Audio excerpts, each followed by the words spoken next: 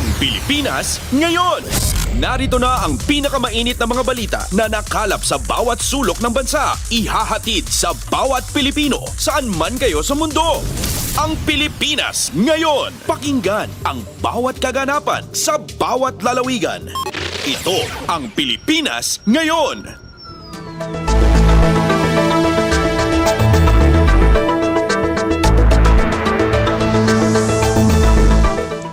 Magandang araw sa ating mga tagapakinig. Welcome po muli sa ating programang Ang Pilipinas Ngayon.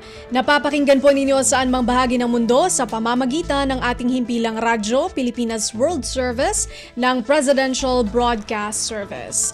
Napapakinggan po tayo sa mga sumusunod na shortwave frequencies sa 9.960 MHz, 12.120 MHz, 15.190 MHz at sa ating official Facebook page, Radyo Pilipinas World Service. Ito po si Bea Gaza. Samahan po ninyo ako sa kabuuan ng ating programa ngayong araw. Kapapalooban pa rin po ng mga mahahalagang balita mula dito sa ating bansa. Kasama na ang mga segmentong business, sports, showbiz at ang mga ulat mula sa iba't ibang rehiyon ng Pilipinas. Antabayanan po at sa inyo na sa ilang sandali ang kabuuan ng ating programang Ang Pilipinas Ngayon. Mga kaganapan sa Kamaynilaan at mga kalapit na lalawigan dito sa Ang Pilipinas Ngayon.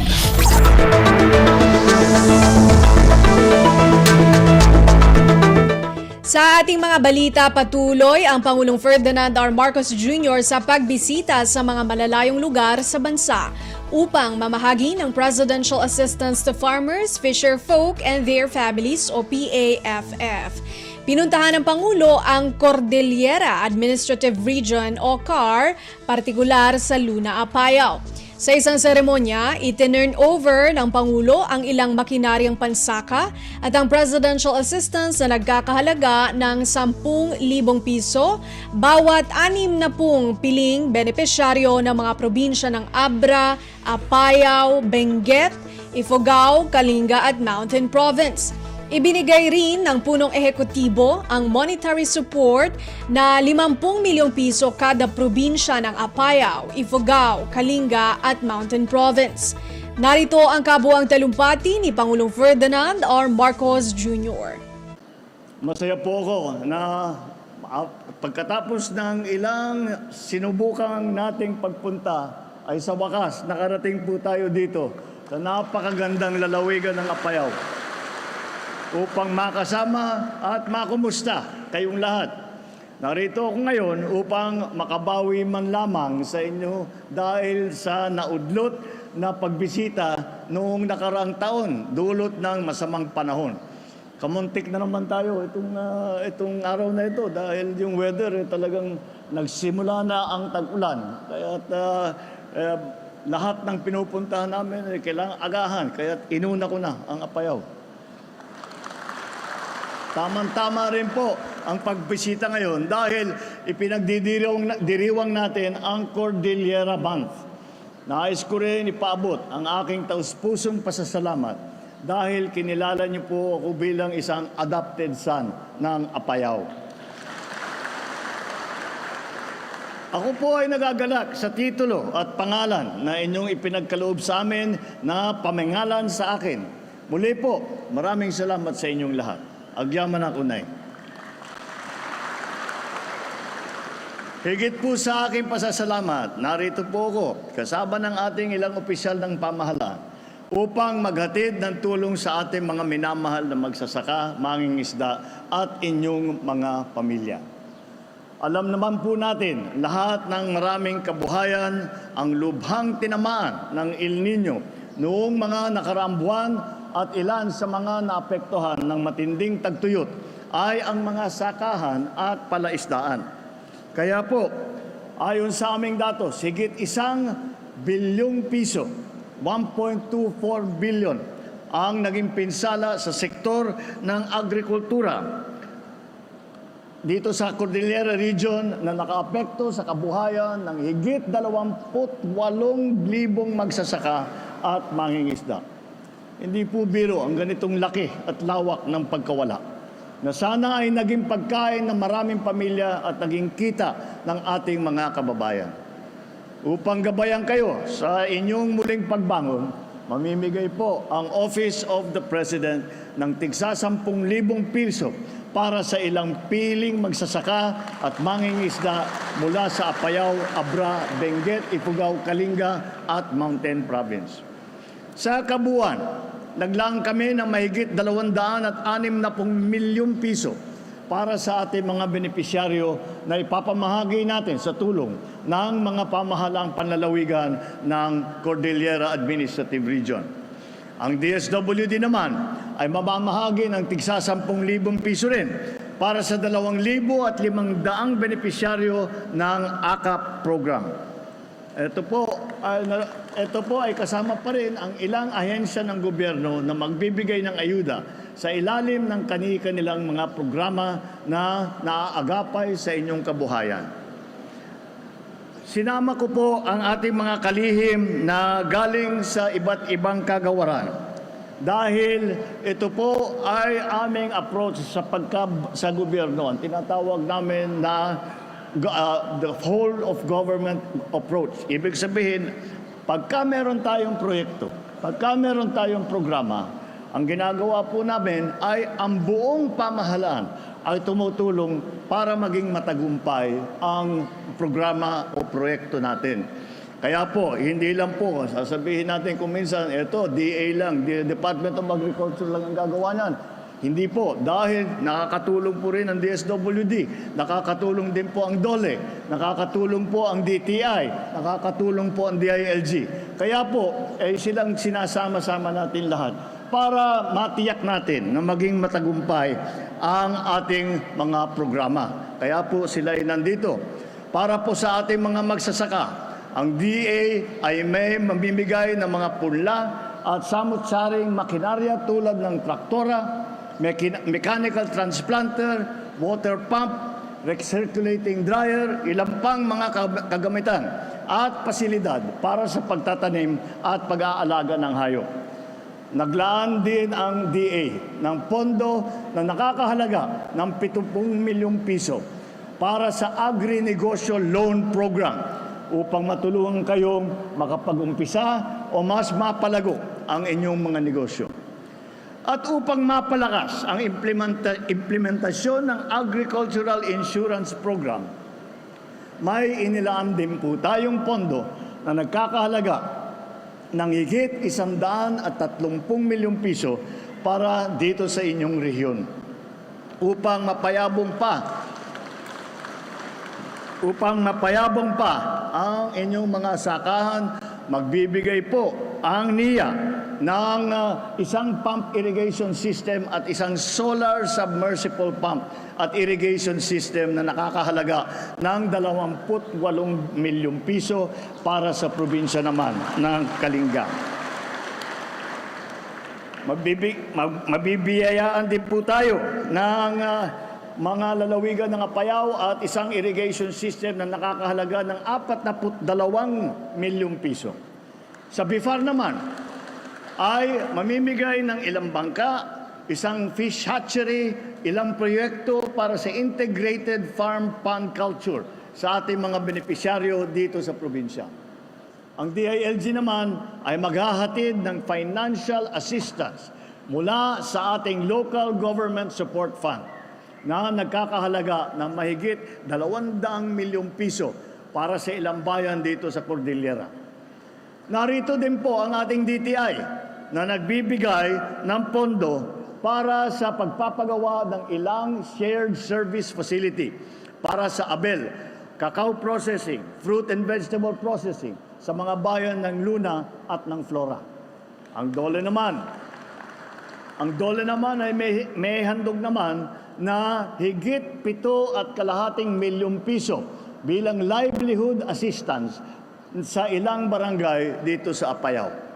Maglalaan din po ang DOLE ng higit 28 milyong piso para sa mahigit 4,200 pamilya sa ilalim ng TUPAD program. Ang TESDA naman ay may handog na 3 unit na 3D printing machine Pati na kasama dyan ang mga toolkit, training support fund at allowances para sa ating mga scholar at ilang institusyon dito sa Apayao. Hindi pa po nagtatapos dyan ang paghahatid natin ng tulong dahil mula naman kasama din po ang ating mga congressman na tumutulong dahil po sa tanggapan po ng House of Representatives sa opisina po ng ating Speaker Martin Romualdez ay naghanda din sila ng tigli 5 kilo ng bigas para sa lahat na nakadalo ngayon dito sa ngayong araw. Higit pa sa ipinapaabot namin na tulong sa serbisyo. Sinusuguro po natin na hindi may iwanan ang Apayao at buong CAR sa ating mithiin na sama-samang pag-unlad. Meron na tayong ilang priority project na isinasagawa ngayon dito sa inyong rehiyon.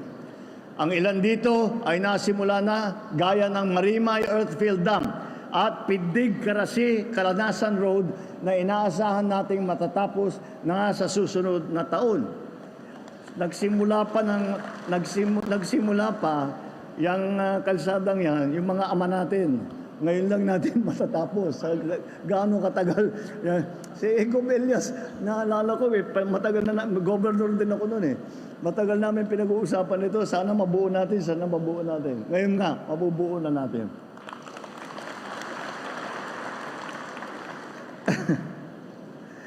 Ang patuloy din po ang pagpapagawa ng Apayao Sports Complex o Convention Center. At kasalukuyan, sinusuri naman ng DPWH ang hinihingi ninyong karagdagang pondo para sa proyektong ito. Ngayon naman ay parating ang tag-ulan.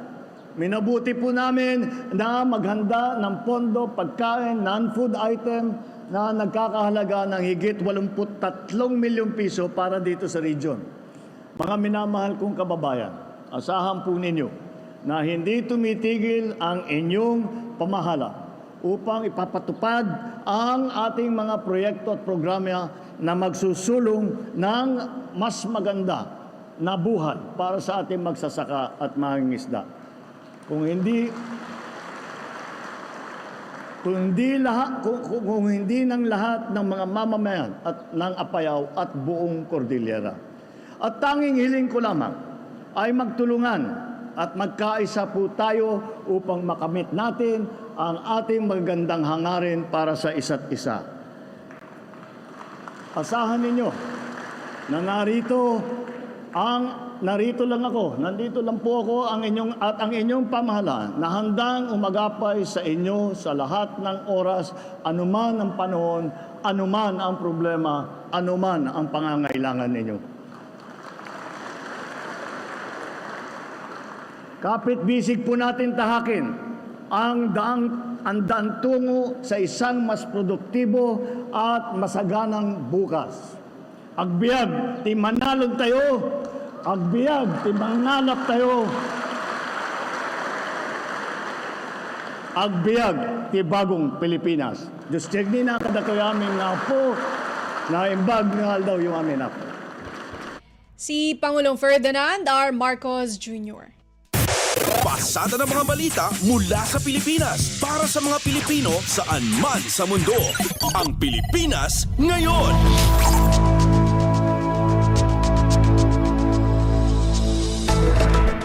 Sa iba pang aktibidad ng Pangulo, pinaunahan ni Pangulong Ferdinand R. Marcos Jr. ang pagpapasinaya sa Solvex Small Reservoir Irrigation Project sa bayan ng Pasukin, Ilocos Norte. Magsisilbi itong imbaka ng tubig na magbibigay ng patubig sa mga sakahan. Layunin din itong mapabuti ang supply ng tubig lalo na sa mga lugar na kulang sa patubig sa pamamagitan ng pag-iimbak ng tubig ulan. Pakinggan natin ang mensahe ni Pangulong Ferdinand R. Marcos Jr. Naragsakan nga adda iti sidong yu ang mangiburay ito daytoy na isang sangayan a okasyon. It is indeed a momentous event for me as we celebrate another triumph in our efforts to elevate the state of agriculture in the country. Ladies and gentlemen, I'm grateful to be with you as we inaugurate the Sulvec Small Reservoir Irrigation Project, or the Sulvec SRIP. It is a more than 900 million peso project that includes the Sulvec Earthfield Dam, which is the first impounding dam to be constructed here in our province. It boasts a capacity of over 1 million cubic meters. If translated into practical terms, that means a generous supply of water that can irrigate more than 700 hectares of agricultural land in 10 barangays here in Pasukin. Ang proyekto pong ito ay makakapagbigay ng patubig sa higit na 1,000 magsasaka sa lugar na ito. Kaya po ang mga magsasaka natin ay makakaasa na magiging mas maganda at marami pa ang kanilang aanihin. Aside from storing water for irrigation, 2 hectares of the dam's reservoir will be dedicated to aquaculture.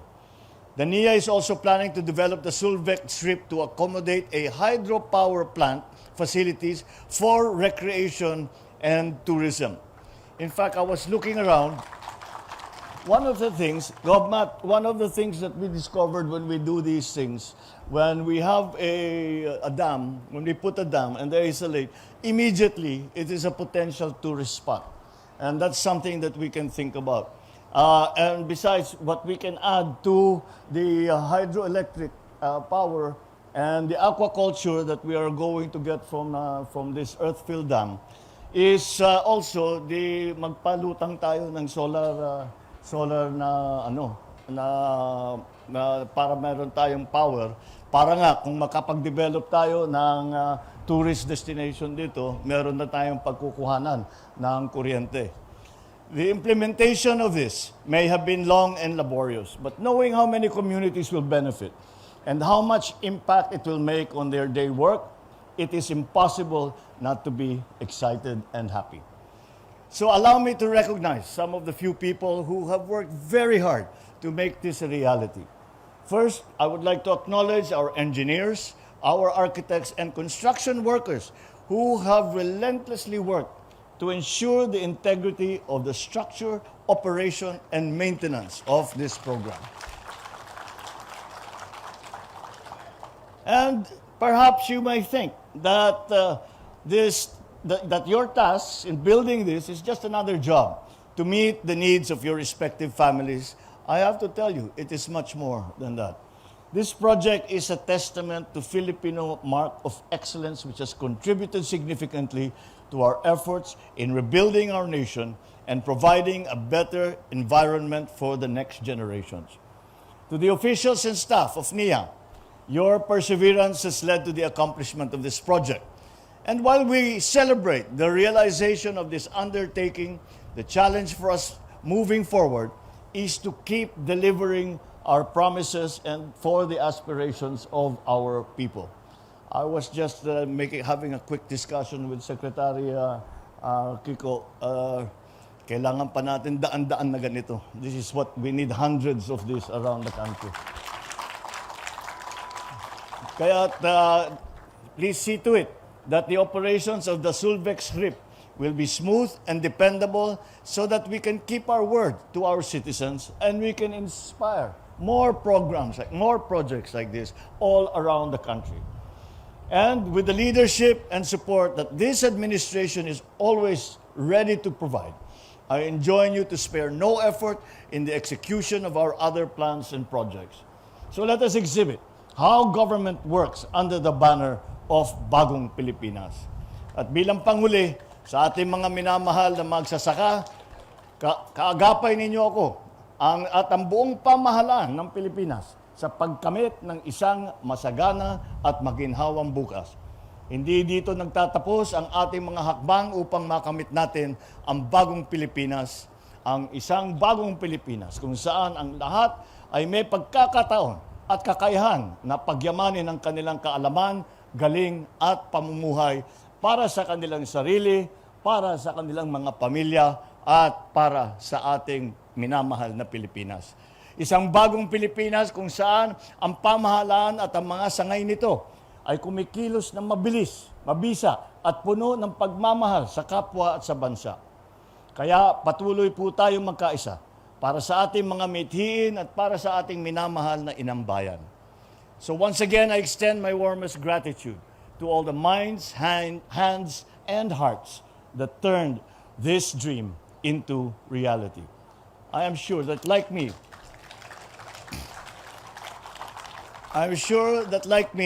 you also hold great optimism and hope for the coming days and years, both for the development of the agricultural sector here in Ilocos Norte and the progress of the entire nation.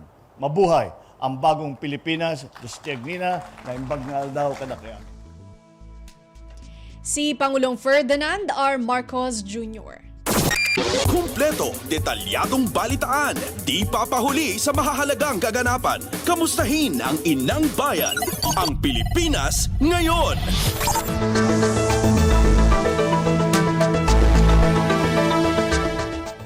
Sa iba pang balita, Philippine National Police o PNP all system go na sa latag ng seguridad para sa ikatlong State of the Nation Address o SONA. Detalye ng balita mula kay J. Mark Dagala. All systems go na ang Philippine National Police para sa latag ng seguridad para sa ikatlong State of the Nation Address o SONA ni Pangulong Ferdinand R. Marcos Jr. Ito ang pagtitiyak ni PNP Chief Police General Romel Francisco Marbil katuwang ang iba't ibang ahensya ng pamahalaan para siguruhing ligtas ang publiko para sa naturang okasyon. Sa kanyang ginawang command visit sa Police Regional Office 4A kahapon, sinabi ni Marbil na bagamat wala silang namomonitor na banta ay hindi pa rin sila magbababa ng kalasag sa anumang posibleng mangyari. Pagtitiyak pa ng PNP Chief, nakahanda sila sa iba't ibang hamon at hindi naman nila hahayaang magkaroon ng hindi magandang sitwasyon gaya na nangyari sa mga nakalipas na SONA. Sa panig naman ni PNP Public Information Office Chief Police Colonel Jean Fajardo, maliban sa 22,000 ipakakalat ng pulis at force multipliers, naka-standby rin ang tinatawag naman nila SHIELD. Ito ang Reactionary Standby Support Force mula sa Central at Southern Luzon na siyang magsisecure naman ng mga lagusan papasok at palabas ng National Capital Region. J. Mark Dagala, Radyo Pilipinas. Pasada ng mga balita mula sa Pilipinas para sa mga Pilipino saan man sa mundo. Ang Pilipinas ngayon.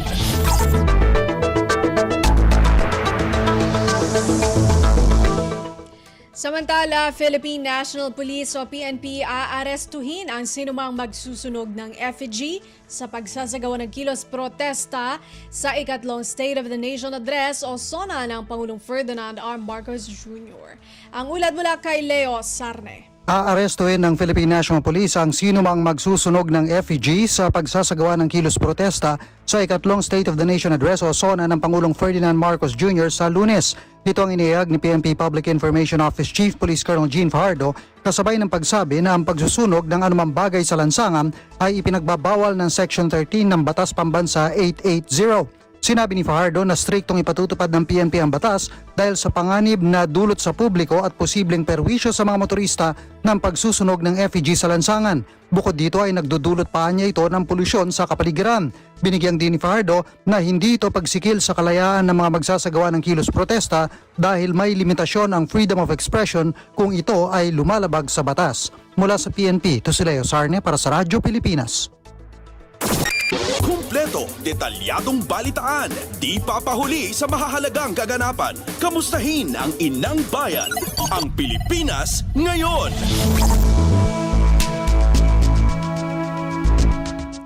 Quezon City Local Government Unit o QCLGU nag-abiso na sa mga motorista kaugnay ng ipatutupad na traffic rerouting plan sa araw ng State of the Nation Address o SONA. May report si Marian Bastasa. Nagpaalala ang Quezon City Local Government sa ipatutupad ng traffic rerouting plan para sa ikatlong State of the Nation Address ni Pangulong Ferdinand R. Marcos Jr. sa Lunes, July 22.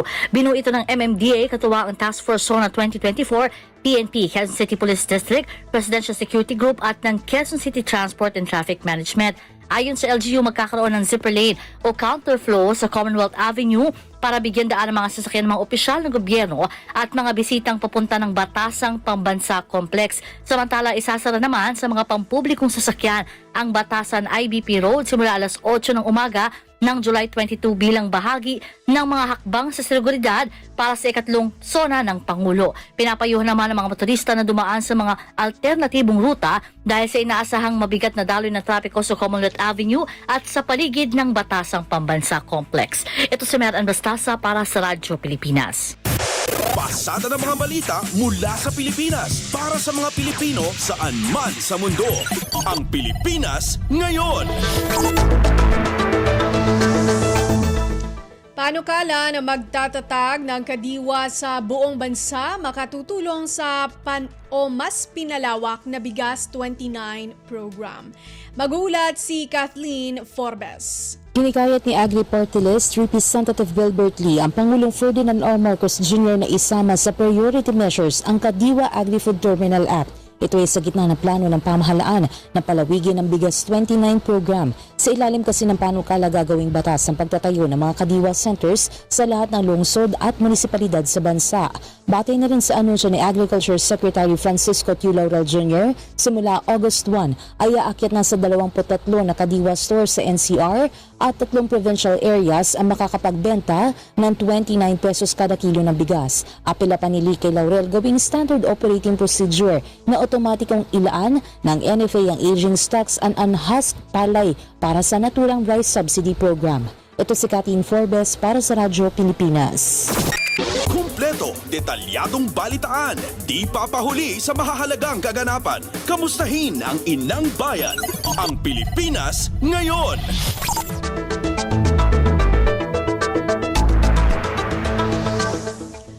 Pagdedeklara ng yellow alert status sa Luzon Power Grid, pinaiimbestigahan ni Senador Sherwin Gatchalian sa Energy Regulatory Commission o ERC. Detalye ng balita mula kay Ninfa Asuncion. Nababahala si Senador Sherwin Gatchalian sa pagtataas ng yellow alert sa Luzon Grid ng NGCP nitong mga nakaraang araw. Kapag nasa yellow alert ang isang power grid, nangangahulugan ito na bumababa ang reserbang kuryente at malapit nang mag-brownout kapag may pumalyap ang isang planta. Ayon kay Gatchalian, sa ganitong panahon na malamig at umuulan ay hindi anya dapat nagkakaroon ng yellow o maging red alert sa mga power grid.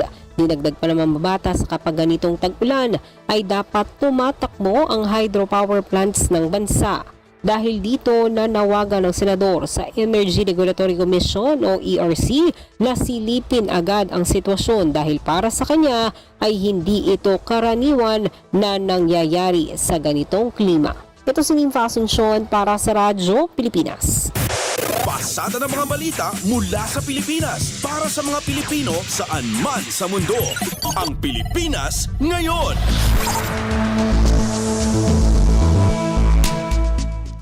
Iyan po ating nakalap na mga national news. Narito naman po ang mga balita mula sa ating mga kasamahan sa iba't ibang mga rehiyon dito sa ating bansa para sa ating regional news ngayong araw na ito. Balita mula sa lalawigan sa bawat rehiyon ng ating bayan. Dito sa Ang Pilipinas Ngayon. Mountain Province Local Government Unit nagsagawa ng tree planting activity na tinatawag na Regreening for the Future sa Provincial Plaza, Bontoc Mountain Province. Si Arlene Fagian sa report. Nakipasud iti kangatuan nga opisyal iti Mountain Province agpababa agraman ti agtutubo ken empleyado ti national agencies iti aktibidad da panagmula iti kayo an naawagan a Regreening for the Future ita alawas. Ti panagmula wenno regreening activity ket naangay ti Provincial Plaza ken Center Island ditoy Bontoc Mountain Province. Inlawlawag garo ti Local Youth Development Officer Arthur Udsi nga iti tree planting ket paset iti greening program iti provincial government babaen iti plant program ni Mountain Province Governor Bonifacio Lacuasan Jr. ken panakaipatungpal iti 2025 Seal of Good Local Governance akasapulan iti gobyerno provincial gamang mintinar iti green space ken mangpaadu iti biodiversity. Nagyaman garo di Provincial Administrator Franklin Odsi kadagiti nakipartisipar iti nasa o nga aktibidad. Manipod iti Bontoc, Arlene Fagan para iti Radyo Pilipinas World Service. Balita mula sa lalawigan sa bawat rehiyon ng ating bayan. Dito sa Ang Pilipinas Ngayon. Maraming salamat, Arlene Fagian.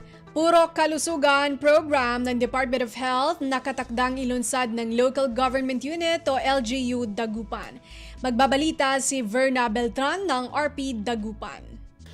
Asinggerlan na ipatunton na sa Department of Health Center for Health Development 1 supurok kalusugan at Dagupan City katulong so local government unit tapen mas naparakal so naitara na serbisyon abig laman at syudad aya at kasumpalan na agawan tungtungan na DOH kan si Dagupan City Mayor Belen Fernandez kaiba so City Health Office, City Nutrition Office tan arumniran stakeholders unong jad ingkwanan Fernandez sa purok kalusugan program at kapara na sa home visit na waligat mato na nailadsag ire health services at bawat purok tan lokalidad in kwanto niya nakabiyangan niya itarya primary care services at SAR immunization, oral health, maternal health, tuberculosis control program, nutrition, non-communicable disease prevention and control program, tan environmental and sanitation services at SAR barangay tan purok. Nunanunutan unaan lan impakabat ng DOH CHD1 Regional Director Dr. Paula Paz Sinjongko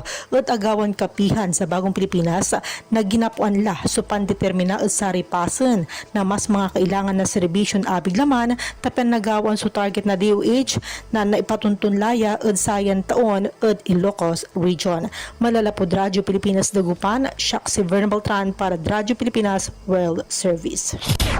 Balita mula sa lalawigan sa bawat rehiyon ng ating bayan. Dito sa Ang Pilipinas Ngayon.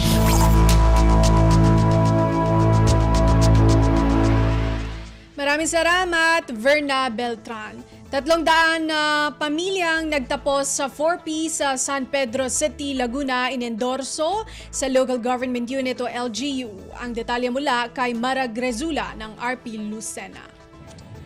Inindorso ng DSWD Field Office Calabarzon sa pamamagitan ng Pantawid Pamilyang Pilipino Program o 4P San Pedro City, Laguna Operations Office ang 300 pamilya sa lokal na pamahalaan bilang bahagi ng kanilang graduation bilang mga benepisyaryo ng 4Ps. Ayon sa pabatid ng DSWD 4A, ang mga nasabing pamilya ay na-assess na nakarating na sa self-sufficiency status o may kapasidad ng mag-provide para sa kanilang mga pangunahing pangangailangan. Sa Pugay Tagumpay Graduation Ceremony kamakailan, tinanggap ng LGU San Pedro City ang mga nasabing pamilya at nangako ng tuloy-tuloy na serbisyo at suporta sa mga ito. Sa ilalim ng 4Ps, ang family beneficiaries na natukoy na umunlad na ang antas ng pamumuhay ay nagtatapos sa programa at ine-endorso sa kanilang LGU upang matiyak na mapananatili ang mabuting antas ng pamumuhay. Mula sa RP Lucena, ito si Mara Gresula para sa Radyo Pilipinas World Service. Balita mula sa lalawigan sa bawat rehiyon ng ating bayan. Dito sa Ang Pilipinas Ngayon.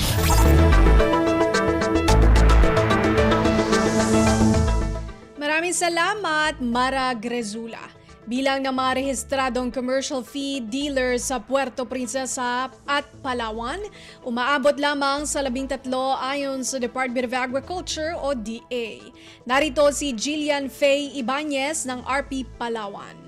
Agabot lamang sa 13 kabilog ang mga rehistradong mga commercial feed dealers sa lungsod iyang Puerto Princesa pati Banwang Palawan alin sa opisina iyang Department of Agriculture sa rehiyon iyang Mimaropa. Makon si DA Mimaropa FCAL Chief Chemist Lisbeth Tejada Fabul sa luyo iyang 50 andang tansa na andang dealers na padayon nag-ooperate sa ating banwa. Makunta na mas matinlo kung sa kabilog ang pagiging rehistrado sa Department of Agriculture ang pagkitawon sa Business Permits and Licensing Office bago matawan ang Mayor's Permit ang isarang establishmento. Dugang pa ni Fabul na maski mas matrabaho ang pagpaparehistro, mas mayadan para masiguro pati ang mga manigpamakal na usto nga agi-agi sa marakang eksamina andang nababakal na produkto, partikular ang mga pagkaon ng mga ayapan pati aquaculture. Alindigi sa Puerto Princesa, Palawan, Jillian Ibanez, Radyo Pilipinas. Balita mula sa lalawigan sa bawat rehiyon ng ating bayan. Dito sa Ang Pilipinas Ngayon.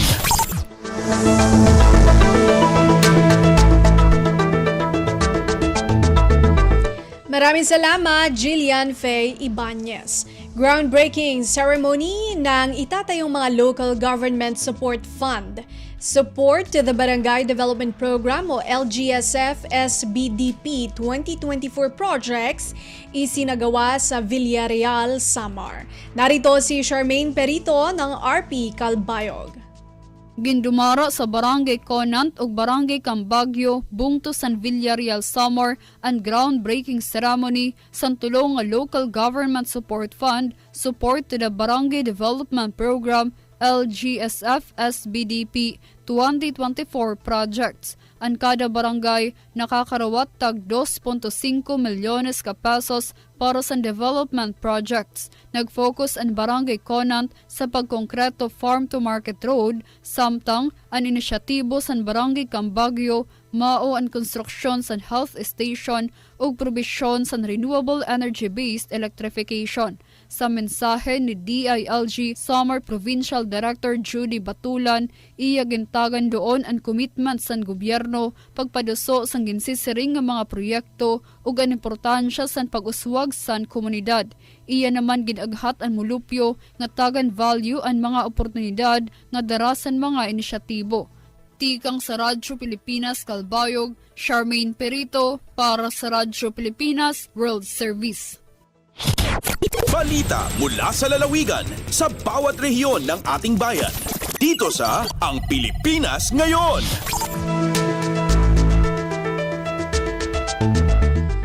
Maraming salamat, Charmaine Perito.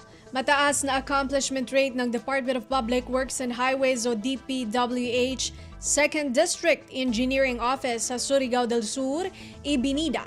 Magbabalita si Nerissa Espinosa ng RP Tandag. Mapasigar buong gitaho ni Engineer Noel Oclarit, District Engineer sa DPWH 2nd District Engineering Office sa Surigao del Sur, ang taas ng accomplishment rate nila gikan sa bulan sa Enero hangtod nining bulan sa Hulyo 2024. Sumala pa niini nga ana-ana sa 44.70% ang ilang accomplishment rate ikumpara sa gitakda sa ilang central office nga 27.31%. Dugang pa niini gipamahayag ni Oclarit nga implemented na ang tanang mga proyekto ilawom sa ilang distrito. Kini ang 81 ka mga proyekto kundi 13 niini ang kompleto na o nagapadayon ang trabaho sa 61 sa kinatibuk ang kantidad nga 1.8 bilyones ka pesos. Kini nagalangkob sa mga kadalanan, tulay, flood control o mga outside infra projects. Gikan sa Tandag City kini si Nerissa Espinosa alang sa Radyo Pilipinas World Service. Balita mula sa lalawigan sa bawat rehiyon ng ating bayan. Dito sa Ang Pilipinas Ngayon.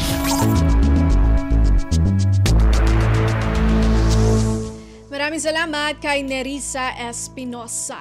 Panahon ng tag-ulan at La Nina pinaghahandaan ng isang coastal barangay sa Jolo. Narito ang ulat ni Eloisa Mohamad ng RP Jolo. Mahugot yung pagtsakapya paang sa Barangay Disaster Reduction Management Office at BDRRMO simbusbu sa Daira Jolo, haharap sa sunod-sunod pag-ulan kaya ka na naman bihaon. Kaya bahagi, Bidrim Officer Al Najir Nanayaw, aon sila djukup pamanyap, mapakayawak to dumagpakin mangitimpusin hula, bianasin pag-ulan, paghangin iban pag-alun makusug. Liuray hang putag dua responders and Bidrim O, sakap day sabin mga bipat nila, tumawang hawak to jumato injinis aramalabi asin kano yaon, hain sampay hatong nga andum, nagdya sila mga coastal sitio sin busbus, mapuas kimusugin hangin. Piagbansag pahinanayaw sin active iban kaya kahatihan sin mga raayat nila hakauman, indua umbot sin barangay iban frequency sin handheld radio, awan makadjari tawakan, bang sa upama maglahitawang bukod sa jahat ha busbus, lapay raisab na napandaig municipality. Sa kaptay sa patient transport vehicle sin barangay, awan makatawang, hamasapat pagsambagaw nuno sigla mulka sin raayat nila. Dahil nga RP Jolo, Eloisa Muhammad para Radyo Pilipinas World Service. Balita mula sa lalawigan sa bawat rehiyon ng ating bayan. Dito sa Ang Pilipinas Ngayon.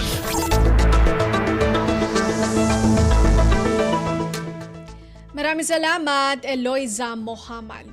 Narinig po ninyo ang kabuuan ng mga balita mula po sa iba't ibang lalawigan dito sa Pilipinas sa pamamagitan po ng ating regional news. Samantala, susunod naman po ang ating balitang negosyo at kalakalan at balitang pampalakasan mula kay Leo Magpayo. Lagay ng ekonomiya, kalakalan, negosyo at iba pa. Atin ang alamin dito sa Ang Pilipinas Ngayon. Magandang araw, narito na po ang Balitang Business. Naniniwala si Maharlika Investment Corporation o MIC President at Chief Executive Officer Rafael Jose Consing Jr. na malaki ang maiaambag ng Maharlika Investment Fund o MIF sa paglikha ng trabaho at mabawasan ang kahirapan sa bansa. Sinabi ni Consing sa pre-SONA Special, kabilang ito sa pangunahing layunin kaya itinatag ang MIF sa bansa. Ito ay ang pagbabalik ng kapital at mapondohan ang socio-economic development goals ng Pilipinas. Patunay niya ang pag-aaral na isinagawa ng isang pribadong bangko, ang Maybank, na sa bawat piso na ilalagak na pondo sa MIF, ito ay babalik ng 2.1 hanggang 2.5%. Umaasa naman ang MIC Chief na aaprobahan na ng MIC Board ang Risk Management Framework o INRM, bagay na kailangan ng MIC bilang kondisyon sa unang investment na paglalagakan ng MIF. Sa ilalim ng MIF Law o Republic Act number 11954, kailangang mahigpit na sundin ng MIC ang INRM guidelines bago ito maglagak ng investment. Inaasahan namang gugulong ang unang investment ng MIF bago matapos ang taon sa iba't ibang asset at high-impact infrastructures para matamo ang sustainable development. Lagay ng ekonomiya, kalakalan, negosyo at iba pa. Atin ang alamin dito sa Ang Pilipinas Ngayon. Binigyan din ni Finance Secretary Ralph Recto na prioridad ng kanyang kagawaran na ilaan ang bawat pisong nakokolektang kita ng gobyerno sa edukasyon at sa iba pang social protection at infrastructure goals ng Marcos Jr. Administration. Ito ang mensahe ni Recto sa 2024 Philippine Association of State University. Ayon kay Recto, target ng gobyerno na makapag-produce ng mas maraming globally competitive na mga Pinoy, kaya maglalaan ang pamahalaan ng pondo sa pagpapahusay ng edukasyon sa bansa. Anya, naniniwala ang Marcos Jr. Administration na mas higit pa ang return of investment o ROI sa mga magagaling na manggagawang Pinoy na nasa 15% kumpara sa bangko at stocks. Kung marami anya ang mga kabataan natin sa kolehiyo na gagraduate, tiyak na magdudulot ito ng productivity at economic growth. Base sa 2024 General Appropriations Act o GAA, nakatanggap ang sektor ng edukasyon ng malaking budget na nasa 769 na bilyong piso, higit na mataas ng 8.2% kumpara noong taong 2023. Kabilang din sa top priority ng gobyerno ang social protection, food security at physical infrastructure upang matiyak na hindi lamang magagaling ang mga Pilipino bagkus, malusog at maayos ang pamumuhay. Lagay ng ekonomiya, kalakalan, negosyo at iba pa. Atin ang alamin dito sa Ang Pilipinas Ngayon. Tinatarget ng Department of Transportation o DOTR na masimulan ang partial operations ng North-South Commuter Railway Project o NSCR sa unang quarter ng 2028. Ininspeksyon ni na DOTR Secretary Jaime Bautista, Japan International Cooperation Agency o JICA Representative Sakamoto Takema at DOTR Undersecretary for Railways Jeremy Regimo sa Balagtas Station at Malanday Depot ng NSCR. Ayon sa kalihim, sa ngayon ay nasa 75% ng kumpleto ang konstruksyon ng Balagtas Station na isa sa mga istasyong unang bubuksan sa partial operability ng NSCR. Anya, inaasahan nitong makumpleto ang civil works sa Malolos-Tutuban segment sa katapusan ng 2025 hanggang unang bahagi ng 2026. Aabot naman sa 300,000 pasahero kada araw ang inaasahang makikinabang sa partial operations ng tren. Sa ngayon, nananatiling on track ang proyekto at patuloy ring tinutugunan ang ilang issue rito kabilang ang right-of-way. Tiniyak rin ni Secretary Bautista na magiging abot kaya para sa mga commuter ang pamasahe sa oras na lumarga na ang NSCR. Lagay ng ekonomiya, kalakalan, negosyo at iba pa. Atin ang alamin dito sa Ang Pilipinas Ngayon. At para naman sa sports balita, Updates at pinakahuling mga usapin sa mundo ng palakasan. Atin ang pakinggan dito sa Ang Pilipinas Ngayon. pinataob ng Strong Group Pilipinas ang nagdedepensang kampyon na Future Sports USA 112-90 para manatiling malinis ang record sa 43rd William Jones Cup na ginanap sa Xinhuang Gymnasium sa New Taipei City, Taiwan. 3 panalo na lamang ang kailangan ng Pilipinas para makumpleto ang sweep at makuha muli ang titulo simula pa noong 2019. Samantala, ito na ang ika-5 magkakasunod na talo ng USA. Naging impresibo ang second half ng koponan ni head coach Charles Chu kung saan naghahabol ang Strong Group sa halftime 56-60. Nanguna pa rin ang former NBA player at San Miguel import Chris McCullough para sa Pilipinas kung saan nakagawa ito ng double-double na may 24 na puntos at 18 rebounds, sahog pa ang 7 assists at 3 tapal. Nakakuha naman ng tulong si McCullough mula kay import Tawan Agi at incoming PBA rookie RJ Abarrientos sa nagawa nilang 19 at 17 puntos ayon sa pagkakasunod.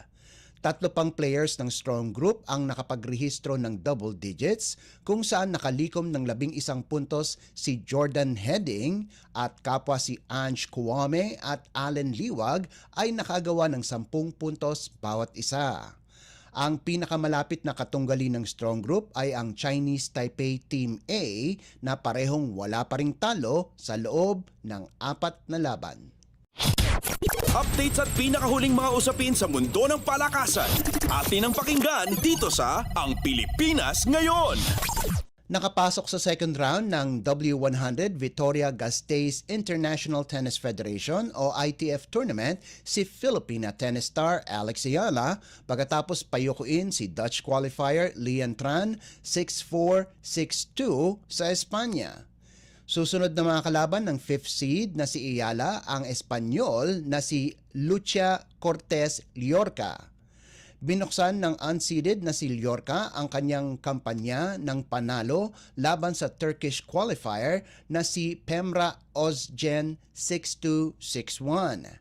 Ang panalo sa singles match ni Ayala ay nagawa pagkatapos manalo siya at ang kanyang French partner na si Estelle Casquino na tinalo ang magkapatid na Spaniards na sina Carolina at Jimena Gomez 6-3, 6-2 sa opening round ng women's doubles. Sunod na mga kalaban ng tambalang Ayala at Casquino ay sina Victoria Bervid ng Czech Republic at si Laura Mair ng Italy na tinalo ang isa pang magkaparehas na Espanyol na sina Maria Pia Orga Nebra at Leire San Jose 6-2, 6-1. Una nang nakalaban ni Ayala si Llorca nitong nakalipas na taon sa kaparehong torneo kung saan nanaig ang 19 anyos na si Ayala kay Llorca sa quarterfinals. Ginagamit ni Ayala ang torneo para palakasin ang kanyang kampanya sa darating na US Open habang layunin ding makuha ang kanyang ika-5 singles at ika-3 doubles titles sa isang ITF event. Updates at pinakahuling mga usapin sa mundo ng palakasan. Atin ang pakinggan dito sa Ang Pilipinas Ngayon. Inaprubahan ng PBA Trade Committee ang ilan pang galawan ng mga players sa liga. Dahil sa sobrang guard sa koponan, pinadala ng Northport si sophomore Brent Paraiso sa Terra Firma kapalit ng second round pick sa 51st season draft. Maganda naman ang ipinakita ng Letran standout sa kanyang rookie year sa liga kung saan nagsilbi itong backup kina Paul Zamar at Fran Yu itong nakarang season. dahil sa pagkuha ni Gio Halalon mula sa Magnolia na kabilang sa isang negosasyon para ilipat si Zav Lucero at pati na rin sa pagkuha kina Dave Ildefonso at Evan Nel itong nakaraang rookie draft. Ang minuto sa paglalaro ni Paraiso sa rotation ng Northport ay tuluyan ng mawawala. Bukod kay Zamar at Yu, andyan din si Chris Rosales at Paulo Taha sa lineup ng Batang Pier. Sa kabilang banda, pagpasok ni Paraiso sa jeep, hindi pa ring magbabago ang gagampanan niyang bilang backup kasama si 10th overall pick Mark Nonoy para kina Stanley Pringle at Huami Chongson. Samantala, pinadala din ng Rain or Shine ang kanilang 20th overall pick na si Miggy Corteza sa Blackwater kapalit ng 51st season round pick na pag-aaring orihinal ng TNT. Nakasama na sa ensayo ng Blackwater ang 6'4" forward na si Corteza bago pa man ang trade. Susubukan ng standout ng College of St. Benilde na makapasok sa lineup ng Bossing na mayroon ng mga wingmen sa katauhan ni Troy Rosario, Christian David at Tyrus Hill. Samantala, linipat din ng Barangay Ginebra ang kanilang rookie picks na sina Didat Hanapi at Paulo Hernandez sa Terra Firma para sa Season 50 second round pick. Updates at pinakahuling mga usapin sa mundo ng palakasan. Atin ang pakinggan dito sa Ang Pilipinas Ngayon. At yan ang pinakahuling balita sa larangan ng palakasan. Para sa Radyo Pilipinas World Service, ito po si Leo Magpayo. Magandang araw. Updates at pinakahuling mga usapin sa mundo ng palakasan.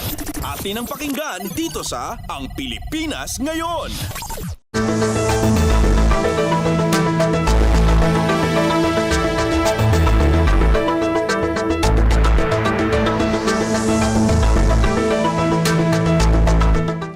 Maraming salamat kay Leo Magpayo. Iyan po ang ating balitang negosyo at kalakalan at balitang pampalakasan para sa araw na ito. Ngayon naman dumako tayo sa showbiz balita. Alamin natin ang mga chismis mula sa mundo ng showbiz sa pamamagitan po ng ating kasamang si Mama JT.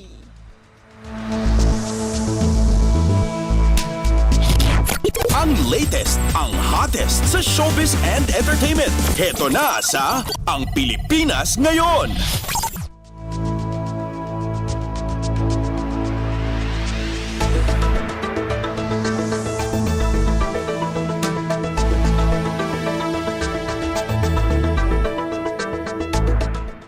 Magandang araw sa ating mga chismoso at chismosang nag-aabang ng mga trending na balita sa mundo ng showbiz.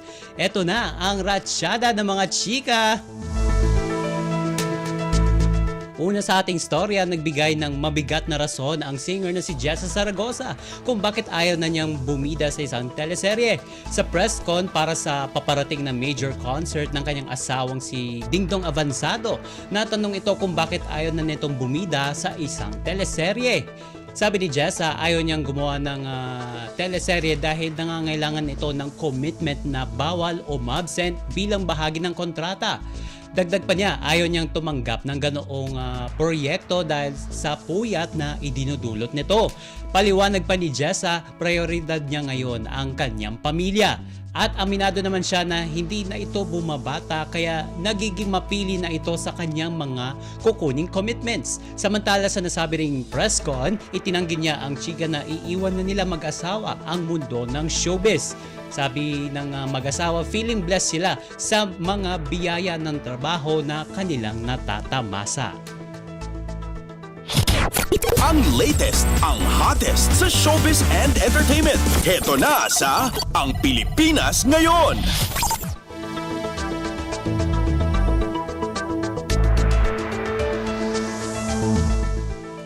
At sa huli nating chika for today, labis ang tuwa at pasasalamat ng TV host actress na si Alex Gonzaga Morada sa pinakabago nitong tagumpay. Naabot na kasi ni Alex ang 14 million subscriber mark sa online platform na YouTube. Sa Instagram, ibinandera ni Alex ang ilang pictures niya sa beach pati na rin ang screenshot ng homepage niya sa nasabing video sharing platform. Wika niya, quote and quote, malayo na pero malayo malayo pa, mahal ko kayo. At sa Instagram story naman, lubos siyang nagpasalamat sa lahat ng kanyang fans na sumuporta at tumulong upang makamit itong achievement. At ang YouTube channel ni Alex ay inilunsad noong July 19, 2017 at mula noon ay marami na siyang itinampok na kapwa artista at content creators. Taong 2018 naman nang makatanggap si Alex ng Gold Play Button reward mula sa YouTube dahil nalampasan niya ang 1 milyong subscribers. Taong 2019 naman nang maabot niya ang 5 million subscriber mark. At taong 2021 nang makuha ni Alex ang mahigit 1 billion views at 11 million subscribers. Ang latest, ang hottest sa showbiz and entertainment. Heto na sa Ang Pilipinas Ngayon.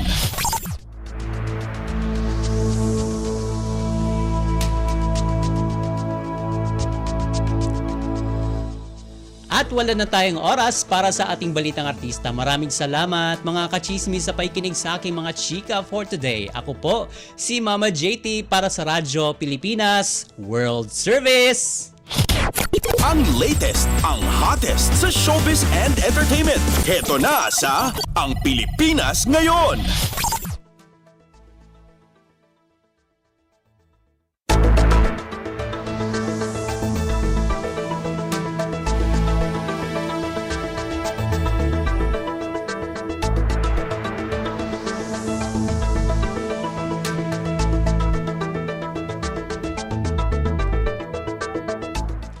Maraming salamat kay Mama JT. Yan po ang ating showbiz balita.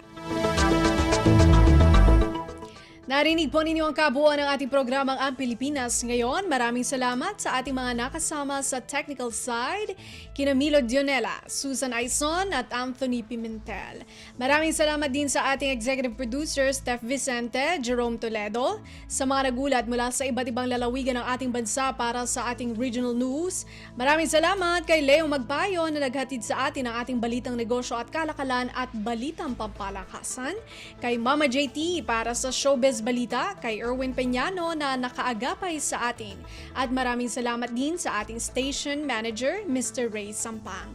Hanggang sa susunod na edisyon ng ating programang Ang Pilipinas Ngayon, ito si Bea Gaza. Magandang araw. At yan ang Pilipinas Ngayon.